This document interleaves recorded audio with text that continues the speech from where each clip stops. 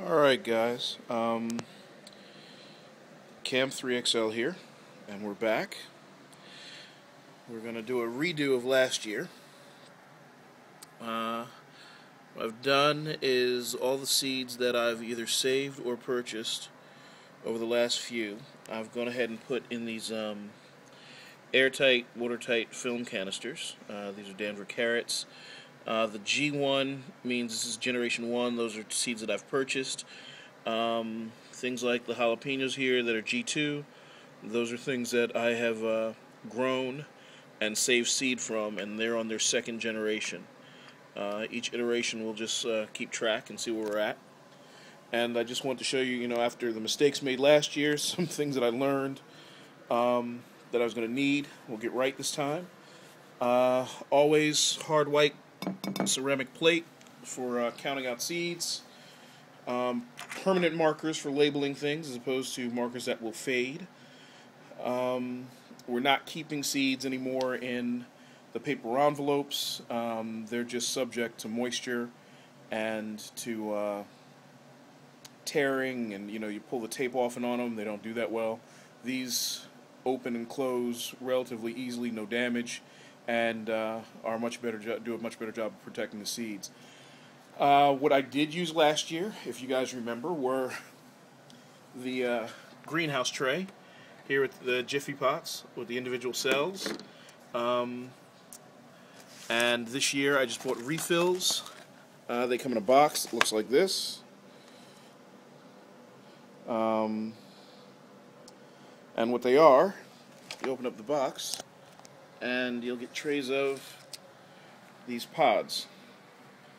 Now the great thing about these pods is, if I can get my helper to come over here and take the lid off for me.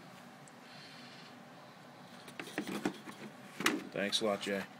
I'm going to put one of those pods in each one of these trays. And what will happen is I'll fill this entire tray with water, and the pods will all soak that water up. They'll all expand. They will grow substantially bigger than they look right now. And they will be the perfect seed mix, starting mix anyway. And we'll get into how we actually plant our first couple of seeds and begin germination here. One of the things we added also is the electric heat mat. This one is actually designed to fit right inside underneath our tray. And once that heat mat is in, and like so, and the greenhouse goes back on top of that. That keeps the seedlings and the pods in this tray at about 70 degrees, which is a perfect temperature for them to germinate and do what they need to do. So if we can get the clear lid back on,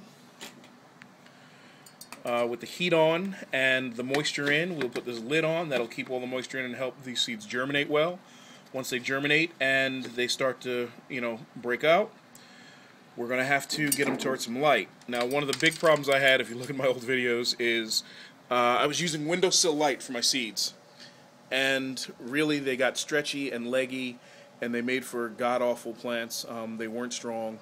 I went through several trays before I got anything viable to start my garden last year. We've learned better, and this year, we picked up our grow light. I got it off Craigslist from somebody who was getting out of gardening.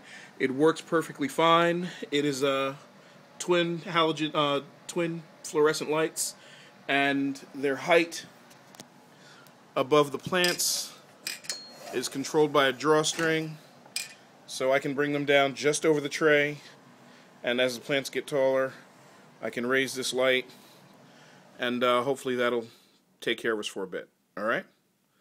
Now, combination of all these wonderful things should make us much more successful at getting plants started for our garden this year. It is February 25th. You figure February, March, April, by the end of April, everything starting in this tray should be ready to go outside. We'll probably start a second tray in another 2 weeks. This one is going to be for my tomato plants, all organic. I've picked 6 variety that I'm really going to work with this year that I like a lot. And I'm also going to start my peppers and eggplant and okra. Those are all things that take a while to get going, and I want to have nice, healthy plants by the time the warm weather comes and we can get outside. All right? So, I'm going to fill this up, and I'm going to let you guys see what it looks like once all the pods are in, then what they look like dried, then what they look like swollen, and by the end of this video, you'll see a completely seeded tray ready for germination. All right, so I'll get started. Be back in 2 seconds.